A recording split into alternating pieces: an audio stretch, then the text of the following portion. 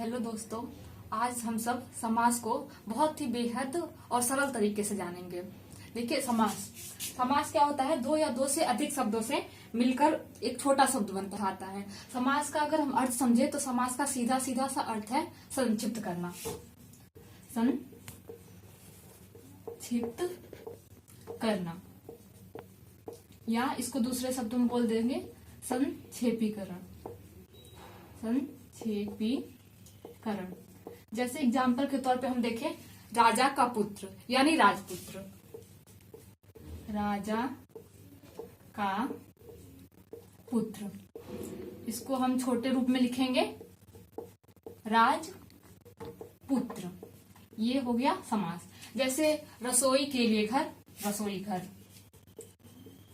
रसोई के लिए घर, रसोई घर। अब हम समास के पद के बारे में जानेंगे। समास के पद, समास में दो पद होते हैं। जैसे रसोई और घर, तो इसको पूर्व पद बोलते हैं, और घर जो बाद में आता है उसको उत्तर पद बोलते हैं। जैसे राजपुत्र को ही देख लें हम। राजपुत्र में राज पूर्व पद हो जाएगा और पुत्र उत्तर पद हो जाएगा। अब हम समास के भेद के बारे में जानेंगे। सबसे ज्यादा कंफ्यूजन इसी में होता है कि समास कितने प्रकार के हैं और उसको पहचानने में। तो हम समास के भेद जानेंगे और उसको बहुत ही आसानी तरीके से उसको पहचानने की कोशिश करेंगे। समास के 6 भेद होते हैं। समास के भेद। समास 6 प्रकार के होते हैं, जिनको हम एक सूत्र के रूप में लिख सकते हैं। एक ट्रिक है इसको याद करने की। अब तक दादा, अब तक दादा। अ से हो जाएगा हमारा अव्ययी भाव समास। अव्ययी भाव समास। ब से बहुब्रीहि समास।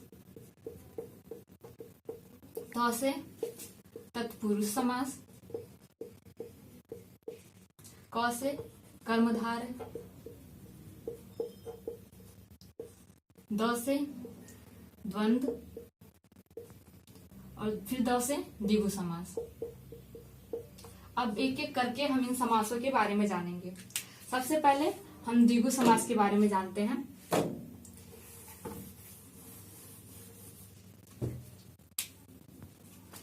द्विगु समास हमारा जो होता है उसका पहला पद संख्यावाची होता है। पहला पद संख्यावाची।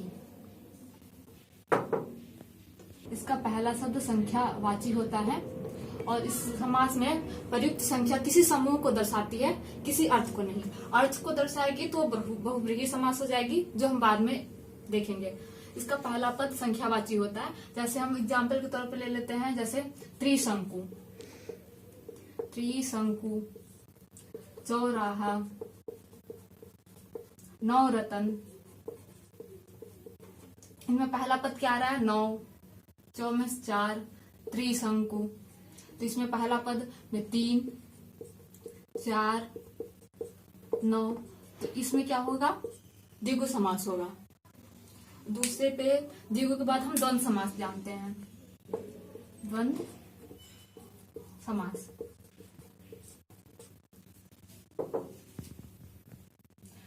द्वंद्व समास में दोनों ही पद प्रधान होते हैं। प्रधान मतलब महत्वपूर्ण। इस समास में दोनों पद प्रधान होते हैं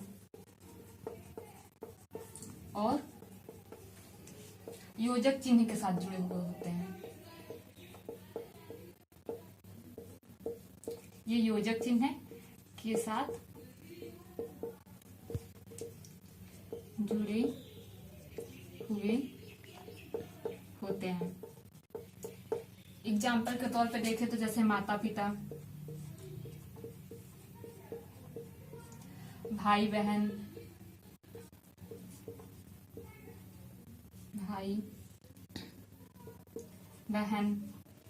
और भी बहुत सारे एग्जाम्पल हैं जहाँ पे योजक चिन्ह आ जाता है, वहां पे द्वंद्व समास होते हैं, लेकिन कुछ अपवाद भी होते हैं, जैसे लाल पीला, लाल पीला, इसमें द्वंद्व समास नहीं होगा क्योंकि ये अपवाद स्वरूप है। और अगला समास है हमारा बहुव्रीहि। बहुव्रीहि, इस समास में दोनों पद अप्रधान हो जाते हैं और कोई तीसरा पद प्रधान होता है। जैसे कि दो पद होंगे वो अप्रधान होंगे, जैसे लंबा है उदर, मतलब लंबा है उदर जिसका, लंबोदर यानी गणेश जी, त्रिनेत्र यानी तीन नेत्र हैं जिसके, त्रिनेत्र यानी शंकर जी। एग्जाम्पल के तौर पे पहले इसको लिख देते हैं, दोनों पद अप्रधान, अप्रधान, और तीसरा पद प्रधान होता है।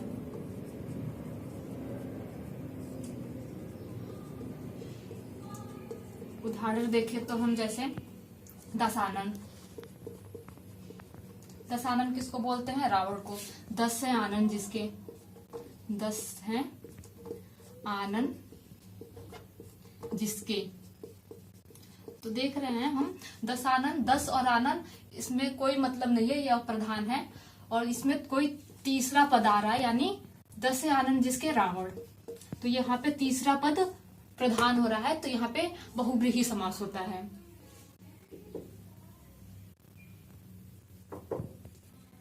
अगला समास है हमारा कर्मधारय।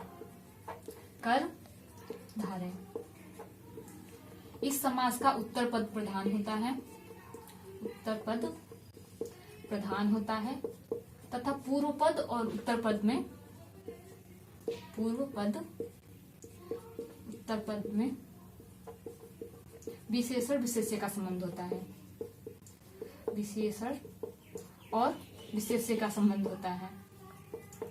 विशेषण क्या होता है? सबको पता है, जो संज्ञा और सर्वनाम की विशेषता बताते हो।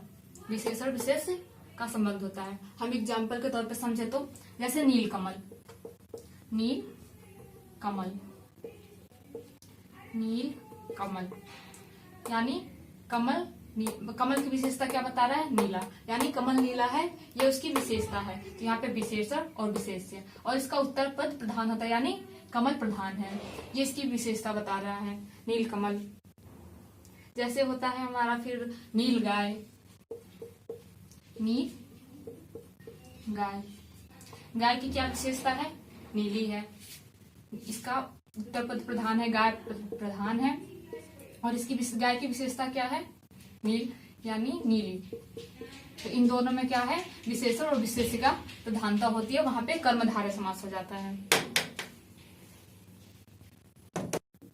अगला हमारा समास है तत्पुरुष समास।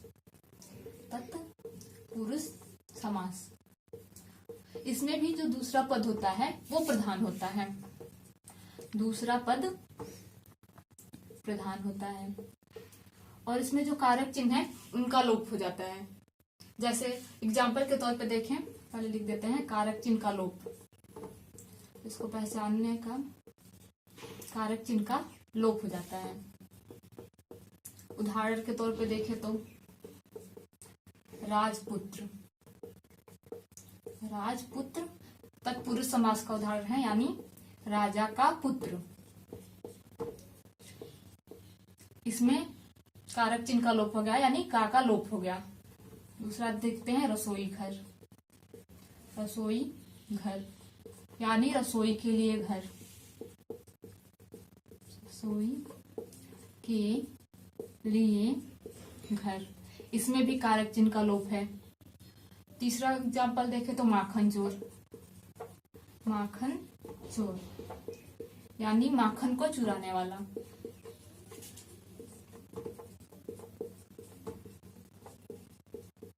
चुराने वाला, माखन चोर, इसमें भी कारक चिन्ह का लोप है। जिसका दूसरा पद प्रधान होता है और कारक चिन्ह का लोप होता है, वहां पे तत्पुरुष समास होता है। हाँ, और अगला समास है हमारा जो सबसे लास्ट बचा है, अव्ययी भाव। अव्ययी भाव, इसका पहला पद अव्यय होता है और प्रधान होता है। पहला पद अव्यय होता है और प्रधान भी होता है। उदाहरण के तौर पे समझें तो जैसे यथाशक्ति, शक्ति के अनुसार इसका होगा। इसमें पहला पद यथा क्या है, अव्यय है। दूसरा एग्जाम्पल देखें तो प्रतिदिन, प्रतिदिन यानी प्रत्येक दिन। इसमें भी पहला पद अव्यय है। यथाक्रम, यथाक्रम इसमें भी पहला पद यथा अव्यय है। तो जिसका पहला पद अव्यय और प्रधान हो वहां पे अव्ययी भाव समास होता है। ये तो हो गए समास के बारे में बहुत सी साधारण सी जानकारी। अब बहुत सारे जैसे बहुब्रीहि हो गया, द्विगु समास हो गया, इनमें भी संख्या आती है। तत्पुरुष हो गया और फिर बहुब्रीहि हो गया, इनमें भी आते हैं। इन समासों को हम कैसे पहचानें, इसके लिए हम अगली वीडियो में बात करेंगे। इस वीडियो में आप लोग पहले ये जान लीजिए कि समास कितने प्रकार से होते हैं और इसको पहचानने की ट्रिक क्या होती है। अगली वीडियो जब हम बनाएंगे तो उसमें हम इन दोनों समासों में अंतर बताएंगे, जैसे बहुब्रीहि समास हो गया और फिर द्विगु समास हो गया, तत्पुरुष समास हो गया। इसलिए अगली वीडियो बनाएंगे, उसमें हम बताएंगे। और